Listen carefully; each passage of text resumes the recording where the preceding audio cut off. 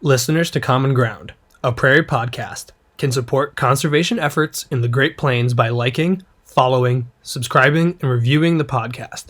Please like, follow, subscribe, and review to help support our on-the-ground conservation efforts and our education, training, and mentorship programs.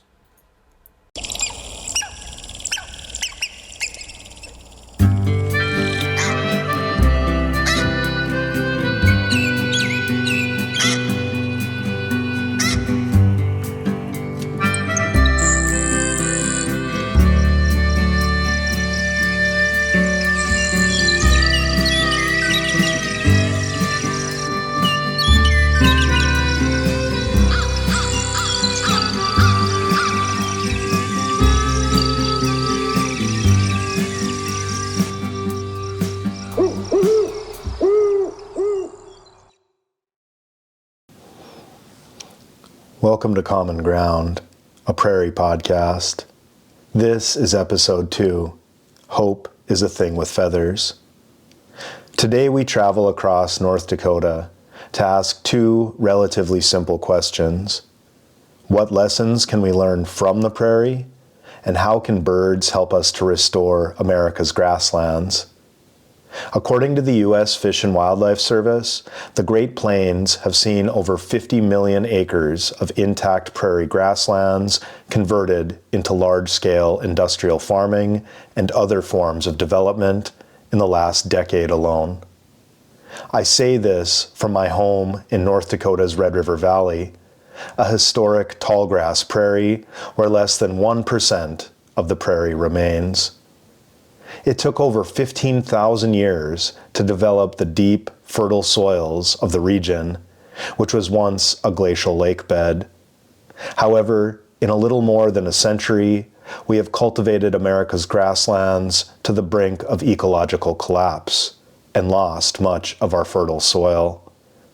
Throughout the Red River Valley and Prairie Pothole region of North Dakota, several places have lost over 50% of topsoil since 1960. With such dire statistics, we might ask, what reason do we have for hope? In this episode, we visit with 3 incredible women working to preserve and protect grassland habitat in partnership with local farmers and ranchers. Through what we call working lands approaches to conservation, organizations such as Audubon Great Plains, the North American Grouse Partnership, and the North Dakota Meadowlark Initiative are fighting to restore our grasslands and the livelihoods of America's ranchers. Ranchers and conservation organizations are now turning to grassland birds for help, with 2 birds standing out in particular, the western meadowlark and the grouse. The western meadowlark is the state bird of North Dakota. Its flute-like songs are as recognizable on the western landscape as the Colt revolver and John Wayne's wide-brimmed Stetson.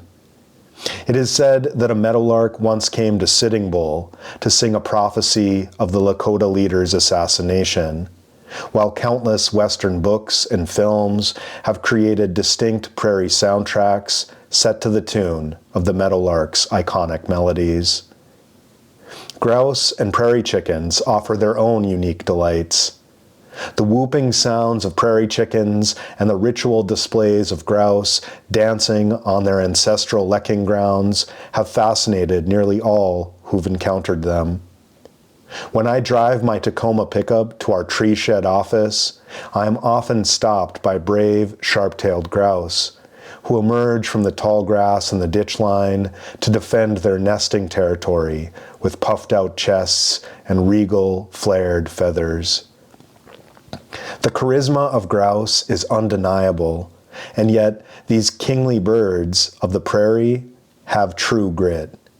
In fact, grouse are known to eat grit, or small stones and gravel, in order to aid in their digestion.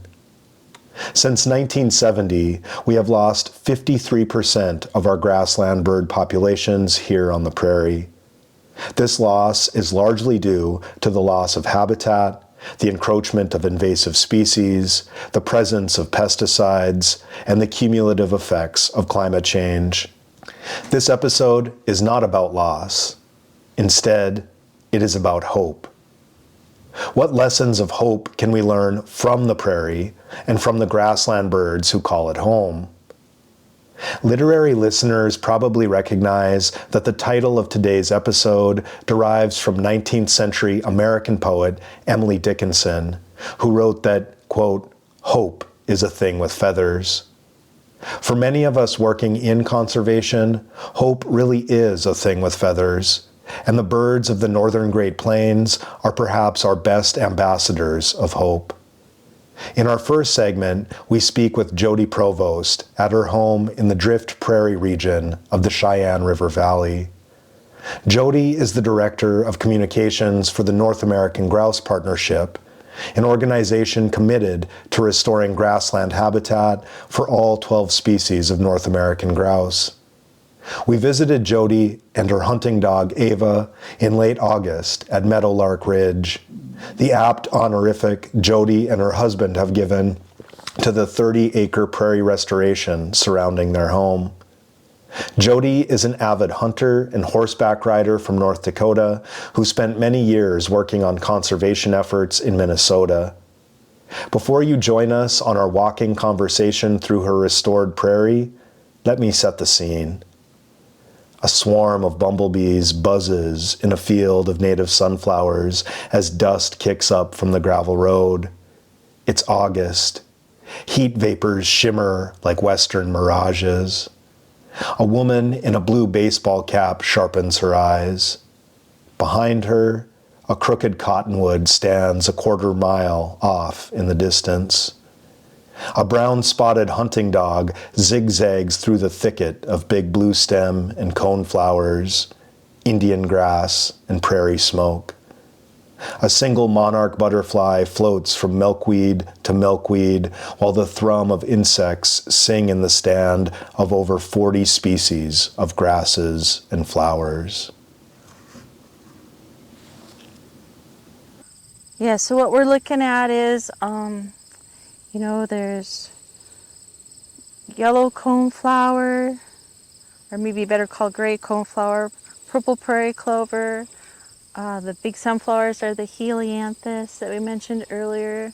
There's blanket flower, blue flax, partridge pea, plains coreopsis, and then there's a lot more than that too. I know of the 40 species, some of the grasses would be, there's Indian grass, big blue stem, side oats, grama, that I can see right now. There's a few species of milkweeds too that we wanted in there for the monarchs. We're watching a monarch float by right now. I think also, what's that, maybe a red admiral? And I've been enjoying the bumblebees out here too. I want to get better at identifying my bumblebees. Yeah. And we do have a couple beehives in the neighborhood that are dropped off, the apiaries, and so definitely see honeybees out here too. Yeah, North Dakota is the #1 producer of honey, I believe. I can believe it. Yeah, and I believe according to the Meadowlark Initiative, we are losing like a quarter of our bumblebee species, something. Yeah, I know. That's where when I hear facts like that, it has felt important and useful to do this restoration. Yes. There's a big giant cottonwood in front of us, a lone one, and I would like to see that chopped down. It's going to be quite the feat. It's very big and wide around, bunch of huge stems at the bottom, very tall, but it's really impacting the purpose of my prairie here out in front of us. So I'd like to take it down if I could somehow. Maybe I'll get lucky and it'll be hit by lightning. Yeah, they do have that tendency. And we've been enjoying, the grassland songbirds out here too. Grassland songbirds are also declining, the fastest of any suite of bird, as you probably know. And so we have been seeing dickcissels this last spring. There was just a ton of them out here singing away. A bunch of males strategically placed on their little perches. And Horned larks have really liked it out here. And of course I hear clay-colored sparrows. And probably many more that I'm not as good as picking up on yet. That's one thing. I guess it was a few years ago now, I was turned on to the Merlin app from Cornell University that you can use to identify bird song, which I think is just really phenomenal, really interesting. And for a while, I was so proud of myself that I could start to identify birds by song, so I'd be able to say, oh, that's a gray catbird, or that's a yellow warbler, or there's a mourning dove, you know. Yeah. And that feeling of accomplishment and pride lasted maybe about a week until I realized I have no idea what they're saying. You know, and so it's kind of humbling to realize that I can identify the species by song, but how much longer would I have to sit and listen to really kind of understand? Yeah, I have got friends, you know, that are incredible birders. I myself I would just call myself a modest birder, kind of in the middle of the road. I've got friends, you know, I like to say they can hear one tweedledee, and they're like, that's, you know, a Baird sparrow. That's a Henslow sparrow. And I'm just, every time I'm with them, like, one of our favorite things to do when we're horseback riding together is bird and plant ID from horseback. Anybody who's not a biologist, we'd probably drive them nuts when they're riding horses. But my girlfriends and I, as we're riding along, and a couple of them are so good at it, I try to just soak it up while I'm with them. It's a wonderful skill, it's a wonderful hobby, and it's something that for me is by nature humbling, in that there's just, the more that I know, the more I'm aware that I don't know, I guess. Amen. You know? And there's so much that maybe you did know you forget, and you have to relearn. Yes. I know everything out here, like, so I've been seeing some awesome big old toads. I'm like, cool, okay, which toad species is this? I gotta figure these out better. I'm excited to hopefully see some prairie skink out here eventually. And we've got remnant prairies on the hills here. I'm hoping some of those critters will be able to move down in here and build populations. Jackrabbits too. I've been so enjoying the jackrabbits out here. Have you any predator species out here yet? Any coyotes or any? Oh yes. Every fox? evening you can hear the coyotes go off a couple different directions, and fox, of course. And you just pronounced that word correctly according to all my uncles, coyotes, rather than coyote. Okay. Right? And are you familiar with the distinction on the pronunciation on this? Okay. So Dan Flores has this wonderful book called Coyote America that I'd recommend to everybody. And in the introduction, he talks about how you can tell a lot about where a person comes from based on how they pronounce the word coyote or coyote. Okay. And the people that pronounce the word coyote almost always are coming from cities, that it's an urban kind of, people who pronounce it coyote are much more likely to come from rural places like where we are both from. And I guess I don't know that we can do too much reading into that, but the clipping of the word down to fewer syllables, there's something about that is a very rural pronunciation of it, I guess, yeah. There's another prairie sound that, immediately kind of puts me on the prairie again, is the sound of coyotes at night, or coyotes at night. Yes. And on the farmstead where I live, close to Hoople, there's a fox den on the farmstead, and fox, if you've ever heard, it sounds like almost like a human being screaming, when it's making its sound. So it's a very alarming sound. But I watched this winter the fox kits I watched them like when they were very, very young. They were born in the den and they were coming out.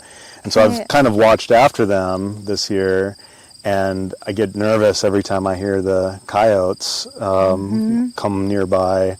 Yeah. And there's been a few nights where we've heard coyotes, and then in the morning I am glad to hear the fox are still there. But that's one of those kind of ongoing conflicts on the prairie too, which this is a long way of saying that as much as I look out at a prairie and I see cooperation and I see different kinds of beauty and harmony, there are different long-standing conflicts too of learning. Tensions. Yes. Yeah, it's part of that ecosystem, ever-changing, right? You know, and one thing about coyotes that I, read a while ago was there was a study.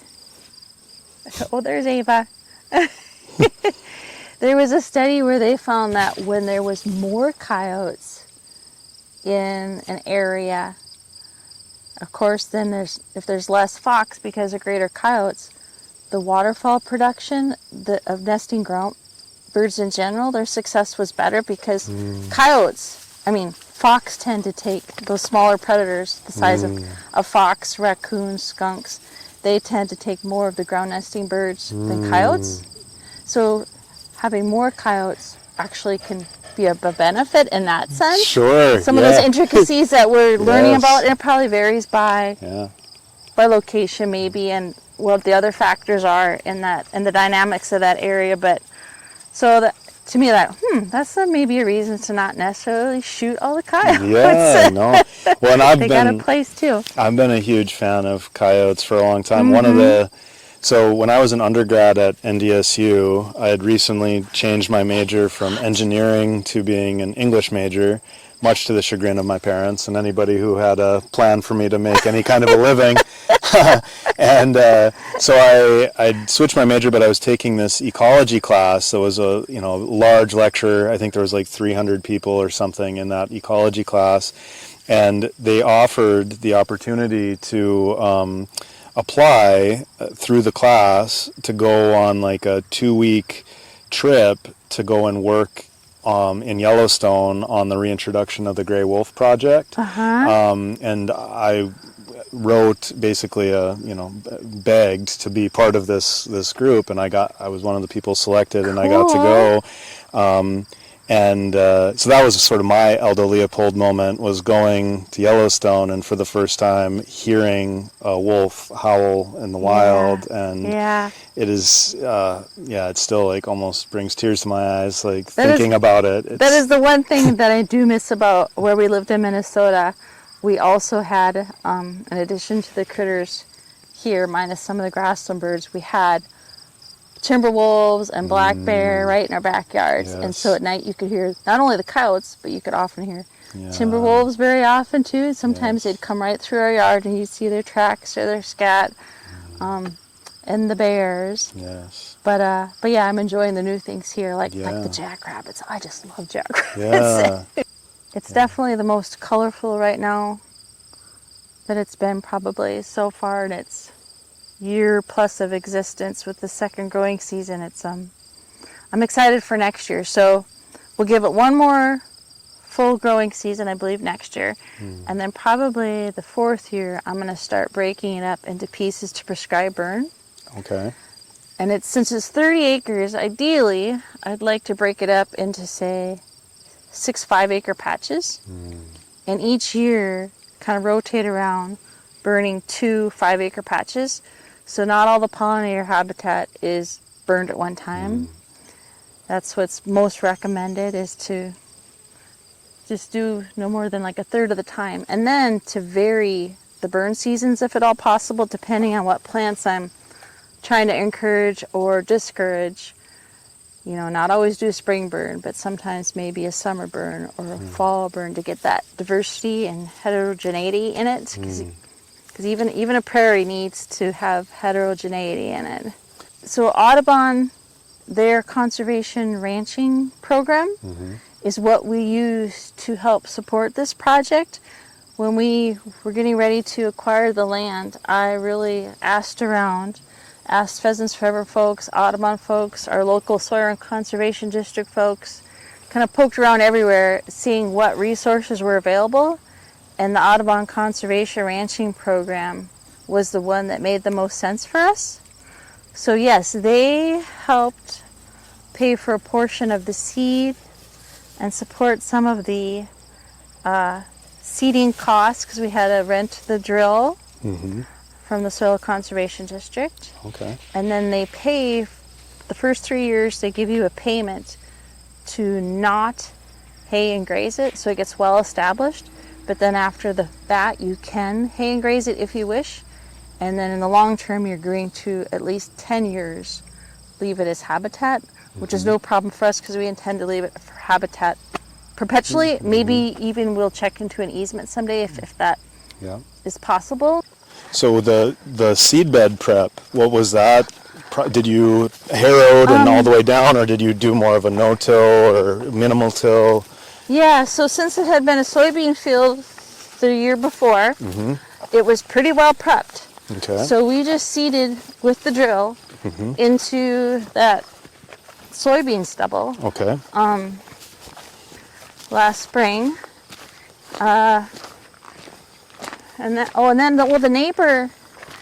The neighbor was actually, he had his packer, and I know with the drill we probably didn't need to pack it, but I wasn't around, and the neighbor asked, and my husband said, yeah. So the neighbor came and just ran his packer over it too. Yeah.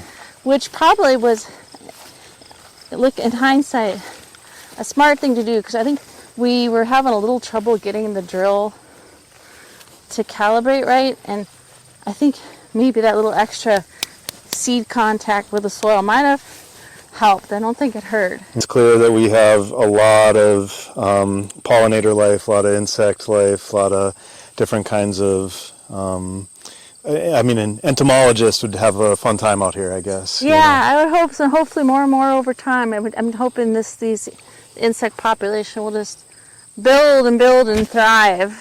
So on these remnant prairies around here, on the hillsides, my goal too is to kind of over time collect seed from them and try to bring them out here and introduce them to scratched up spots, maybe where there's pocket gophers, or to get even more diversity out here. I love what you guys are doing through the partnership and just on your own property. It's really cool it's fun. Get both of it. And one last shot here of Ava way out in the distance now. Made it to the other side and maybe making her way back through the tall sunflowers here. Since it's after the primary nesting season, she kind of gets to run wild. When the birds are really nesting on the ground, like May, June, July, we try to rein her in better. Yeah, that makes sense. Because she's got just an amazing nose. Yeah. Well, what a good training ground for a hunting dog. Yeah, wonderful. She's in heaven. Next up, we travel to Bismarck to meet up with Heather Husband, coordinator of the North Dakota Meadowlark Initiative. Listen to our conversation to hear Heather describe the lessons she's learned about diversity, beauty, and toughness from the prairie. And stick around to hear how the Western Meadowlark is helping her to bring local ranchers and conservation organizations together to support a working lands approach to grasslands conservation. We are losing grasslands in North Dakota. We only have about 25% that are left. And connected to that is the loss of vital grassland habitat and the wildlife associated with it, but also a decline in ranching operations. And both are part of North Dakota's great heritage that we have. For the grassland, since 1970, we've lost 53% of our grassland bird population. That means approximately 720 million fewer birds on the landscape. So that's fewer bugs eaten and less available food in the food chain and for other wildlife as well. Approximately 1 in 4 bumblebee species are at risk of becoming threatened or endangered. That's just one of the many pollinators that are out there that we know. So along with that, we have that decline in pollinators, which are needed for our flower gardens and crop production and all the rest. But also we have fewer ranches on the landscape, grass-fed livestock operations. And ranchers are our grassland stewards. What many people may not understand is that native prairies need to be managed. They evolved with bison and fire, and without cattle on the landscape, it's easier for invasive species to take over. Plants are less robust, resilient, and diverse in times of weather extremes, whether that's flood or drought. So the loss of livestock producers on the landscape also means harder times for the rural communities and businesses that are connected to them. Hardware stores, gas stations, grocery stores, banks, schools, the list goes on and on. In 2002, 40% of farms produced cattle, according to the USDA. By 2017, that number was down to 33%. The decline has continued, and it's expected to be around 30% when the data comes out for this year. But the thing about why native prairies are so important to us is they don't only provide wildlife habitat and food for livestock, but they also provide vital services to all of us, whether it's filtering water and improving water quality, or sequestering carbon dioxide and methane, which are two important compounds when we talk about problems with weather extremes. Native grasslands actually sequester or store more carbon than forests do. Some of our native grass roots can reach between 12 and 15 feet in depth. And so they're able to pull carbon and methane deep into the soil, where the microbes that keep the soils healthy use it for food. So it's all an important chain right there. So that's a few of the reasons that are conservation issues that we're concerned about in North Dakota. And this is what the Meadowlark Initiative was born out of. I guess I'm curious, why the Western Meadowlark? Or what role does the Meadowlark play in this initiative, and how did that come about? Right. So as I mentioned, grassland birds are in serious decline, and the Western Meadowlark is a grassland bird, and it's also seeing that serious decline. Lost about 50% of its population since 1970, and right now actually it's on track to lose another 50% of its population in the next 45 years. So it's seeing a serious decline. It's also our state bird, so it's a bird that people recognize both by sight and by song. A lot of people will come in and talk to me and go, yeah, I hear that bird all the time, or I haven't heard that bird in a while. So it's something that people can identify with, and when we want people to value something, we want them to be able to identify with it. We figured that Western Meadowlark served kind of all those purposes and would be a really great ambassador for the program as a whole. When I was a professor of literature and creative writing at a university in Connecticut, I would often play the song of the Western Meadowlark for my students, and that lilting, lifting melody and how beautiful it is. But the school where I taught at, the mascot was the blue jay. And so I'd play the song of the blue not jay. Quite as beautiful, Not as beautiful. It sounds like a mechanical car horn, you know. Attention grabbing it is. And so my kind of guidance to students was, it's okay if you don't at first on the page sound like a Western Meadowlark. Just be a communicative blue jay and we'll work from there. Sure, absolutely. But the Meadowlark has long been a favorite of mine. So what personally, I guess, motivates you to do this kind of work, and how did you become involved in this kind of work? So I've always been a how and why kind of person. I want to know how things are connected. I love the concept of food webs and ecosystems and how things work together. I spent many summers and weekends with my grandmother on her childhood farm, and we did wildlife walks and bird watching, and she taught me the value of connectedness. Both being connected to nature itself and how seen and unseen, living things don't live in isolation. There's connections. There's a million tendrils that are out there that you don't always expect, and to look for those kind of connections. This initiative was kind of set up with 5 elements in their vision for how they wanted to work, and I'll tell you what they are, because it relates to that whole connectedness part that I like. To revitalize, reconnect, and sustain existing working grasslands and ranches. So it's not only the habitat, it's the people who are out there managing for us and keeping it working, keeping it part of, it's their livelihood. We need to make sure that this continues to happen for them so that they continue to provide habitat for the birds. To reinvent and implement a statewide grassland reconstruction program. I mentioned there's tons of programs out there that have grassland pieces to them. And the idea is we can't work in our silos. We need to work together. North Dakota is a huge state. There's a lot of opportunities. There's a lot of land out there that we can work together in. So reinventing how we deliver these programs and kind of making that connectedness together. Offsetting impacts to grassland habitat function and value as development advances. Nothing is static. It does not stay. It's not meant to stay. There's always going to be changes in your life, on landscape, all the rest of that. It's the idea of, accepting that change is part of life. How do you manage that to keep the things that are important of value to you, to keep operations, to keep livelihoods, to do all that? So how do you, if you're going to have development in one area, how do you offset that and balance it out? And so that was another component of it. Promoting sustainable and resilient grasslands for vibrant communities and human well-being. So again, connecting that, while we focus a lot on the habitat and the ranchers, it goes beyond that. It goes into communities. It goes into everyone in the state of North Dakota and how it affects their well-being as a whole. Like I said, it might be, the ranchers are concerned about plant diversity, But all of us are concerned about carbon sequestration and soil health and water quality. That affects far and wide. So making that connection again to sustainable type programs that help everyone. And then the last little bit is to advance grassland ecosystem recovery through science and education. You could throw all the money you want to in the world at something. If people don't value it and don't see the value in it, it's not going to affect a change. And I love that you were bringing up the importance of storytelling and outreach. Robin Wall Kimmerer, in her book Braiding Sweetgrass, argues that the first step in ecological restoration is a restorying of our relationships to land. And one of the things that also struck me in your answer is the influence of your grandmother. And, you know, I too am doing this work largely, I think, because of my grandma, who was a Scots-Irish Okie, who was displaced during the Dust Bowl to the fruit plantations of California, where her dad became a Baptist tent preacher and delivered these apocalyptic Jeremiads to the fruit plantation workers. And, you know, so my grandmother became kind of a migratory bird in a way. And she's the person, it was embarrassingly late in life that I learned that the person who taught me most about what it means to be a Norwegian wasn't one. My grandma was not a Norwegian, right?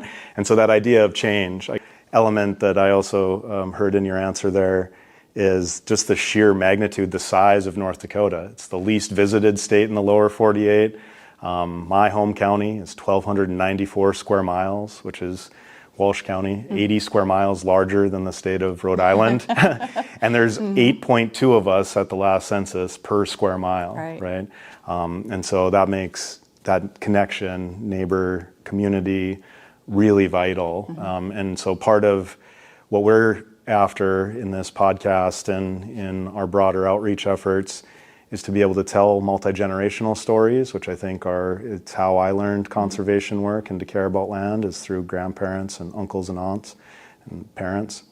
But then also to extend who our neighbors are to multi-species storytelling and to learn from other species. And so I heard a lot of that in your answer there. Especially the ranching communities are very heavy into the multi-generational, and that's some of their struggles sometimes, is how to make that transition from one generation to the next. But it's so tied to family and history and everything else that, I mean, their love for the grassland is as deep as any conservationist that comes in.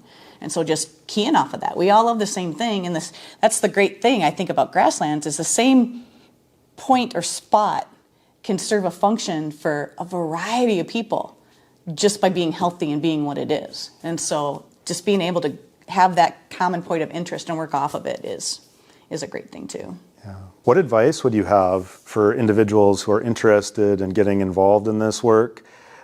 Here I'm thinking about young people in particular. Okay.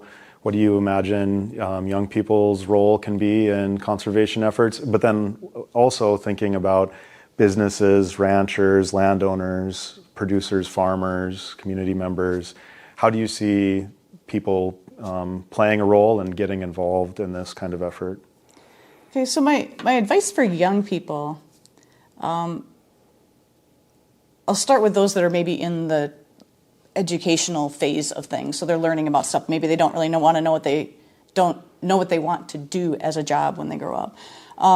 Don't put up boundaries when you learn, because you will never know what direction your job is going to take. Mine has been all over the place to get me to where I am today. And if I'd have put up boundaries and said, well, I'm only going to do wildlife something, I never would have had all the experiences that helped create the skills that I have for this job. Meet people, talk to people. The more that you can talk to somebody and hear their story, the less us versus them it is. And the less us versus them, the more you have a point where you can do collaboration, you can do conversation, you can work out solutions to problems if you don't have that big wall of us versus them. So definitely that. Like I said, the looking at the jobs, if you think you're kind of interested in this area, don't pigeonhole yourself. There's everything from, there's the traditional wildlife jobs with like the Fish and Wildlife Service, the State Game and Fish Office. You could work for conservation, an NGO conservation entity that maybe focuses on a specific species more like pheasants or ducks or something like that, but also has the ability to reach out to people to get people interested in conservation or hunting or bird watching or all those kind of things. Writers, having writing skills, having communication skills, I would make that a number one priority for any wildlife major. So many come out and they just have the science skills and they don't have the communication ones. And those are, to me, the most important ones, because you can't affect habitat improvement or protection or any of that if it's just you and the piece of land. There's no way it can happen. And I think it is really important to value the knowledge, the experience of those that are older than you generationally. That is extremely important because they've been there, done that, and they can help you with so much if you just listen. But on the other side of that too, don't assume that you have to do everything the way that your grandmother or grandfather did. The new technologies that are out there are amazing and developing every time. So if you can find a way to blend some of that old knowledge with the new ideas that are coming out, especially in grassland management, you're going to have a more resilient farm, a more profitable farm, and having that diversity is just it's going to help the resource as a whole.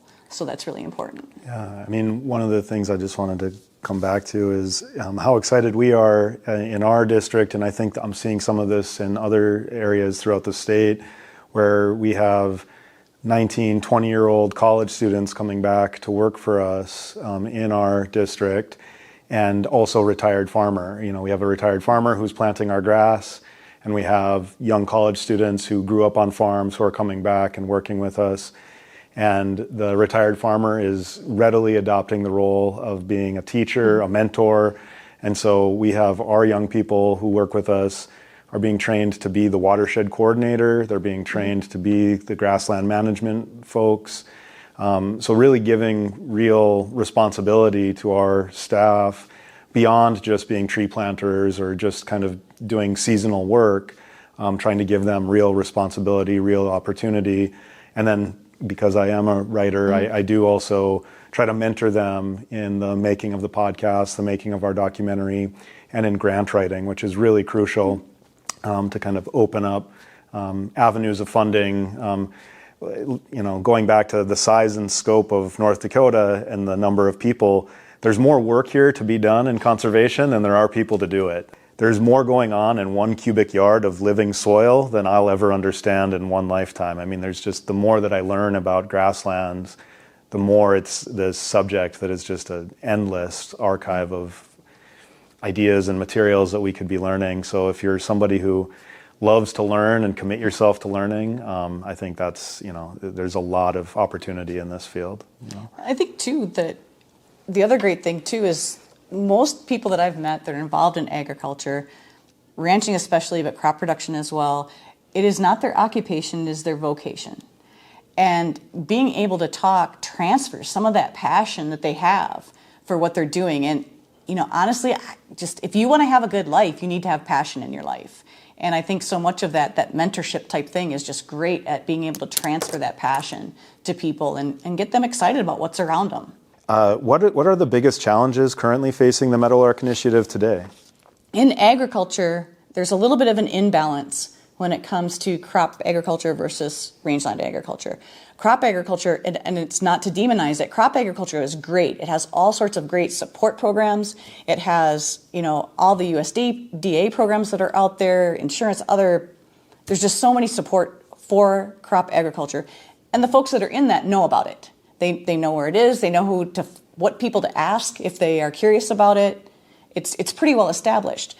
On the grassland livestock side, there's stuff there. It's not as big, it's not as much, and it's not as advertised. And so just getting the word out of what's available, about what can be done for assistance, especially as, you know, we're going to have more and more of these weather extremes, you know, to help them out, create a diverse operation so that it can be sustainable.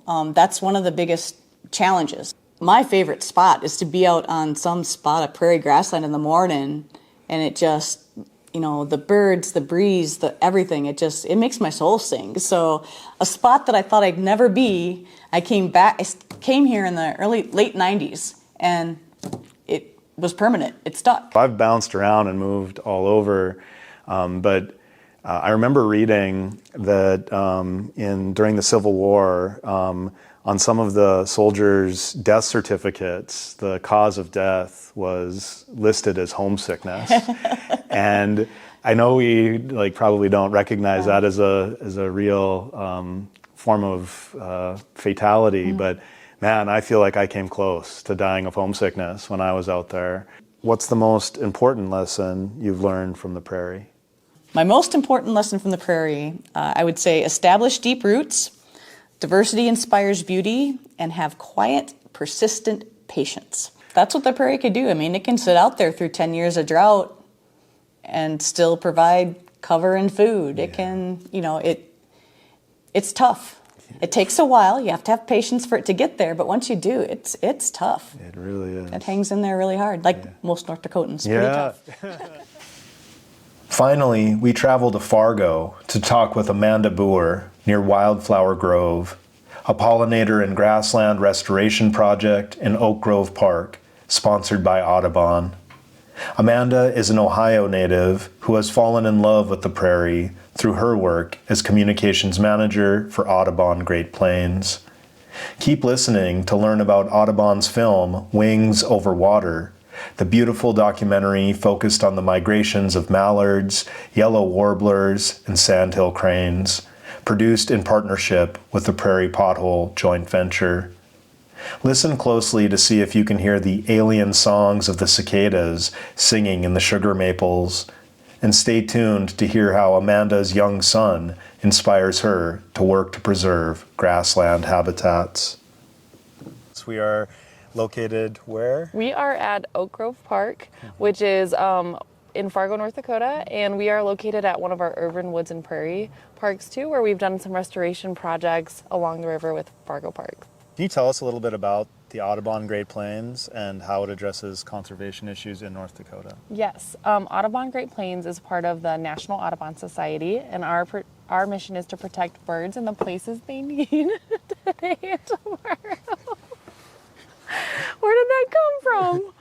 Are we in the range? We are filming this, shooting this in a frolfing, I believe is what we call that, frisbee golf range. Frisbee golfers around, so I guess. We're kind of extreme podcasters here today. I love it. We had a frisbee just about take us out there, but you were saying that Yes. Audubon Great Plains works in the community, and so part of this location is one of our things with conservation is that we really want to engage our communities to connect with our local parks. So at Oak Grove Park, where we are today, it's part of our Urban Woods and Prairie initiative, where we do a lot of restoration along the river to restore habitat for wildlife and mostly for birds.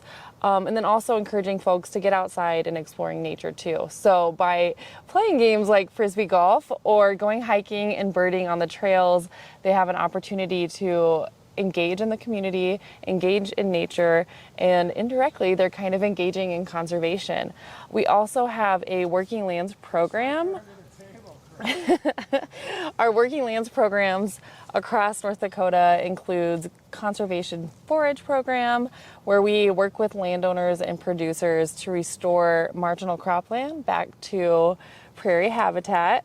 And then we also do prairie management toolbox, where similarly we work with ranchers and producers who want to improve their habitat on their property and they need additional funding or support for seeding and fence infrastructure.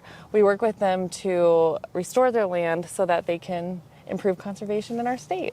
So you were talking about the work that you guys do with ranchers and landowners for conservation purposes, providing habitat for grassland birds and songbirds. I was actually just with Jodie Provost at her house. She's with the North American Grouse Partnership, and they did a 30-acre restoration at her place that I got to see that I think was through the Audubon. Yes, yep. And so they rented a grass seeder from their local SCD, their local soil conservation district, kind of a multi-layered partnership to make that happen. I guess this feeds into my next question is, how would you describe a day in the life of your work? Like, do you work directly with farms, ranches, ranchers, or are you more doing like outreach, education? What kind of? I think I have the best job, to be honest, but I don't get to work directly, but I do know Jodie. So what I do is communications, which is a lot of behind the scenes computer work, to be honest. So social media, websites, print promotion, and digital promotions like emails. But one of the best things about what I get to do is sit in on planning meetings with our partners and our landowners, and just provide support for various workshops too. We host prescribed fire workshops, or we do stuff with our local communities to engage families and people to get outside in nature. So I get to connect with them too. So through those different avenues, I get to be away from my desk, get outside in nature and explore our different parks or land that we've helped restore. So for me, every day kind of varies. I'm in the office a lot, but in the summer months especially, and in the springtime, I get to be outside, go to the workshops, help support the events that are happening, and then connect with our landowners and producers that way. You had mentioned that you'd done some work in this very park, right? Yes. What are some of the things that you guys did in this park? So along the river in the trails, kind of, this is a podcast, they're not going to see where I'm pointing, and I can't even tell you what direction that is. That's okay. Here. Ira Glass, who does This American Life, says that radio is a visual medium. Okay. So we have to describe it out loud for the people. Yeah. So I couldn't tell you exactly the acreage, but this Oak Grove Park connects to Wildflower Grove over there, kind of by the river, which ends up being a place that has a nice bike trail. And along the bike trail, we have restored some of the grass back to native prairie so that it's not just Kentucky bluegrass or any monoculture grass that isn't really providing a lot of diverse habitat for our insects and our birds. We've provided a lot more different prairie and natural plants along the river and along the bike path. But what's so important about the work that we've done here is the root system can help prevent flooding. As you probably know, a lot of flooding happens when the soil is just saturated with water. So native prairie plants will have 15 feet underground of roots that are going to absorb the water and help hold it in. So when the thaw happens in the spring, we're likely to not have as big of a flood because these native plants are doing their job and holding the water in and storing it instead of just letting it seep to the top of the soil. So the more that I learn about grass, the more blown away I am by how amazing it is. All the things that it does for us, all the ways that it really is, can be a buffer for things like flooding, is habitat, food. Yep. All of these things. And in a natural grassland, it's so vital to everything that, the entire ecosystem really depends on grass. It really does. And it's, so, we're an organization that cares about birds and protecting them, but by protecting the earth and the habitat, we are creating this ecosystem that then provides food and habitat and shelter and nesting materials for birds. So it's kind of a wildlife collaboration that they all get to benefit from, and then people benefit too because they don't have flooding as common. So back when you talked about in the 90s, the flooding that happened in Grand Forks, that likely would not have happened if we had left the ground be and didn't change, the prairie and turn it into parking lots, grass lawns for people to enjoy. If we left it a little bit more to native prairie and didn't sod bust everything, then flooding probably wouldn't have happened in the 90s. That's such a fascinating and important point, I think, for thinking about the way that going to prairie, seeding prairie, can really be a benefit to humans as well. That it's not, we don't have to think of it as at odds with, what we're trying to do here. So I guess what motivates you to do this kind of work, and how did you become involved in conservation efforts in North Dakota and throughout the Great Plains? Such a good question.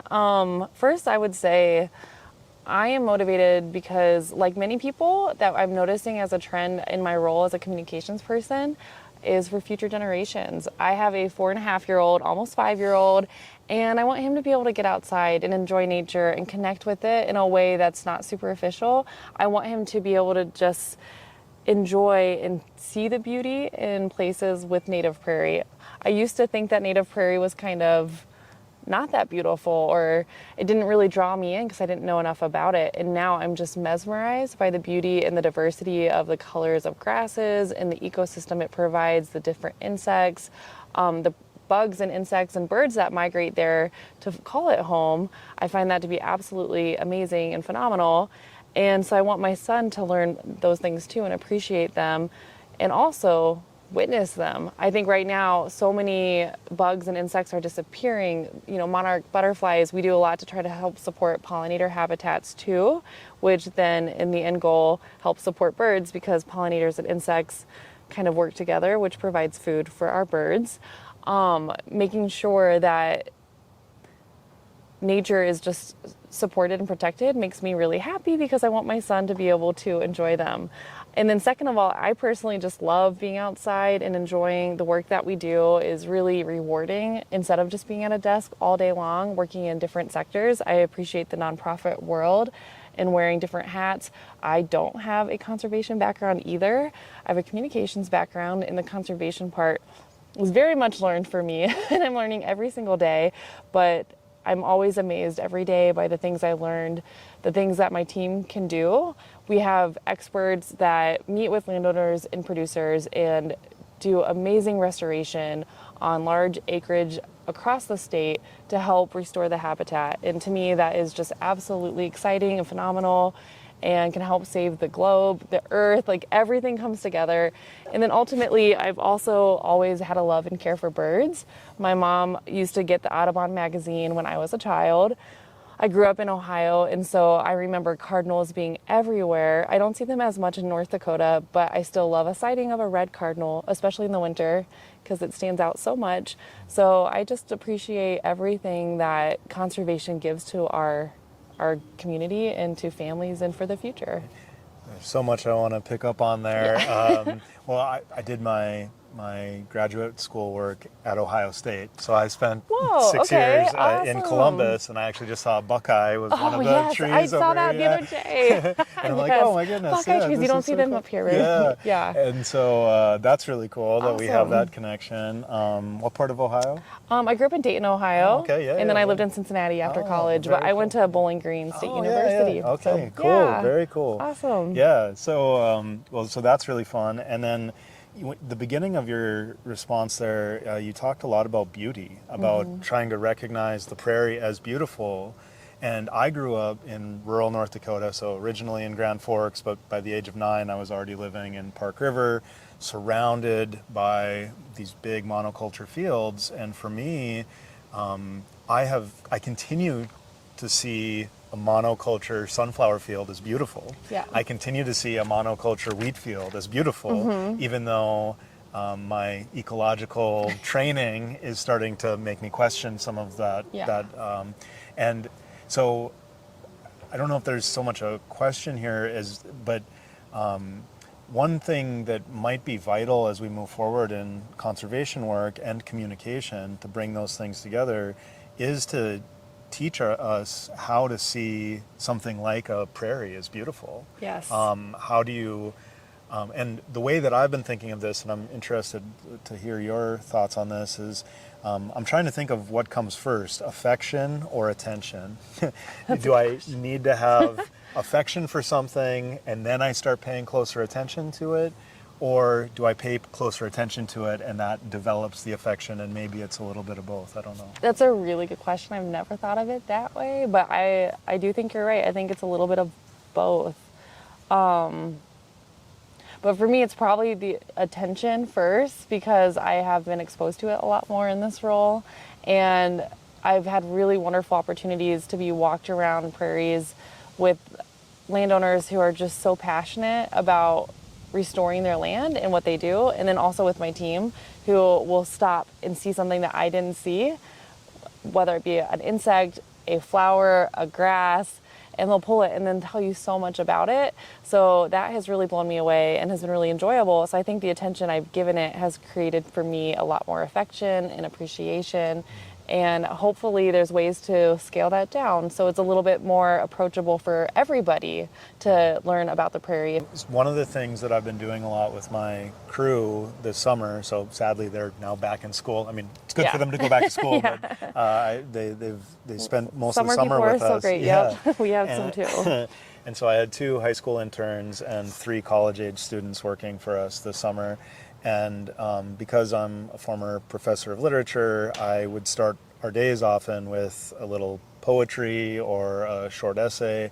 And so one of the things that they read was a piece by Robin Wall Kimmerer that originally appeared in Gathering Moss. So she was become quite famous for her work braiding sweetgrass. I was just thinking of braiding sweetgrass. I was like, have you read it? Yeah. And so I've read Braiding Sweetgrass. I love that book. In fact, a book club locally invited me to give a talk on it recently. Oh, cool. And so it's been something that we've been trying to kind of promote in our community. But in Gathering Moss, her earlier work, she has this chapter titled Learning to See. And it's about learning to pay attention to moss and what happens to your ability to kind of notice things when you're thinking on that granular level and really noticing. And we paired that with Aldo Leopold's essay, Thinking Like a Mountain, that originally appeared in the Sand County Almanac. And what I guess what I like about thinking about the prairie is it's a little bit harder to get people to fall in love with the prairie in some ways, as opposed to like the ocean or a mountain. The Amazon forest. The Amazon rainforest. Yeah. Because, well, I don't know if I have an answer for the because. What is it about the prairie that makes it sometimes difficult? I mean, I find it so easy to love now and so obvious to love now, but I think it can be a hard I guess sell. I've only thought about that in comparison to the Amazon rainforest because the deforestation of the Amazon rainforest is so widely known and people care so much about that. And if we can get them to care that much about the Great Plains and the amount of like tall grass prairie, there's only 1% left in the United States, and that is a huge problem. But that's not as I'm gonna say that's not as sexy as the Amazon rainforest being deforested because I think it's a scale thing. Honestly, the Amazon rainforest is so massive in like, I don't know how to say this, like physically tall and wide and broad and protected, or they're trying to protect it, but our Great Plains just seems a lot easier to just get rid of because it does seem a lot smaller. So the insects and species that we have living in our, prairie are a lot smaller and we can do a lot more research with that. But I think the Amazon still has this mystery and magical unknown element to it that the Great Plains just doesn't, or it does, it's just not sold that way. Yeah. But that's the only answer I have. I'm otherwise not sure. I feel like it's something that we take for granted. We drive by, on the highway and you see the plains forever as the eye can see, and you just don't see a whole lot when you're looking at it at that speed and scale. To me, what you're saying resonates so much for me because often when you're on the Great Plains, we call it flyover country. I mean, we are a flyover state. We fly, this is the least visited state in the country right here. We're in it. And so to be in such a place that, we have really phenomenal writers that are from here. Louise Erdrich is, Pulitzer Prize winning Indigenous writer. My friend Taylor Brorby has just published his memoir. So we have people that are writers and are trying to story this place and write about grass and grasslands. I think about Layli Long Soldier. Her poetry collection, Whereas, is also featuring grass and grasslands, how important they are, particularly to Indigenous people on the plains. And yet the speed, that driving 75, 80 miles an hour, it's really hard to notice how important grass is when the pollinating insects just end up on your windshield. Right. Yeah, exactly. And when it's just a nuisance, right? Yep. But when you stop and are able to slow down, which I don't know, it's hard to sell slow down in a culture of rapid speed, right? But when the prairie demands that you do things like slow down. And when you slow down and notice the prairie, it reveals entire universe is. I mean, there's so much going on. I've said this before, but there's more going on in a cubic yard of prairie than I'll ever understand in 10 lifetimes. Oh, absolutely. Same. Yeah. So I know that there's this Wings Over Water documentary. Can you tell us a little bit about that? It's covering migration of 3 birds that migrate in the spring. So we have the sandhill cranes, the yellow warbler, and the mallard duck. There's obviously so many more birds that migrate, but this documentary focuses on the amazing journey that these birds go on from their wintering grounds to their breeding grounds. I actually haven't seen it yet, but I rewatched the trailer today and it looks so beautiful. The footage is all over the United States. They have drone footage of the yellow warbler flying in the sky, following it in such high definition video. So it's going to be truly amazing to see. And it's a good reminder of what's at stake here. They travel from Canada, or from Mexico to Canada, and they stop along the way at so many different places across the country. And so there are no state boundaries for birds. Their habitat needs to be available everywhere. So the work that we do in North Dakota is important, but we need to just broadly across the United States make sure we protect these habitats for birds. They need food, they need water, they need nesting grounds, they need insect, everything that they need to survive on these amazing journeys that they do. It's so incredible. They travel thousands of miles every year. Well, thank you very much, Amanda, for being on with us today. I've learned so much from your experience working with Audubon Great Plains, and it's been a joy to have you and to talk with you, and I guess go Buckeyes. Yes, go Buckeyes. Thank you so much for having me. All right, take care. We hope you enjoyed this episode of Common Ground, a Prairie Podcast. Perhaps the most important lesson I learned from my conversations with Jodie, Heather, and Amanda is that conservation requires collaboration. A working lands approach calls on us to find common ground with a wide range of folks, including ranchers, conservation organizations, and everyday citizens. It calls on us to work with the land and for the land. And it calls on us to listen to all the other species who call the prairie home. In our next episode, titled Thinking Like a Prairie, we talk with Dr. Kurt Miney, Senior Fellow of the Aldo Leopold Foundation and the Center for Humans and Nature. Tune in to hear our conversation about the legacy of Aldo Leopold as we celebrate the 75th anniversary of A Sand County Almanac, the book that inspired me and countless others to work in conservation. Listen to the episode to learn the backstory behind Leopold's famous essay, Thinking Like a Mountain, and hear Dr. Miney speculate about how we might learn to think like a prairie. And tune in to hear us pay tribute to the Kiowa writer N. Scott Momaday and the conservationist Estella Leopold, both of whom passed away this year. We look forward to sharing more stories with you from the prairie. Until next time, this is Josh Anderson signing off for Common Ground, a Prairie Podcast. I guess one of my favorite sayings, we've got it on our website, is by Aldo Leopold about grouse. Aldo Leopold is the father of wildlife ecology, as many people know. But he, in one of his quotes from a Sand County Almanac, he said, "The grouse represents only a millionth of either the mass or energy of an acre. Yet subtract the grouse, and the whole thing is dead." Listeners to Common Ground, a Prairie Podcast, can support conservation efforts in the Great Plains by liking, following, subscribing, and reviewing the podcast. Please like, follow, subscribe, and review to help support our on-the-ground conservation efforts and our education, training, and mentorship programs.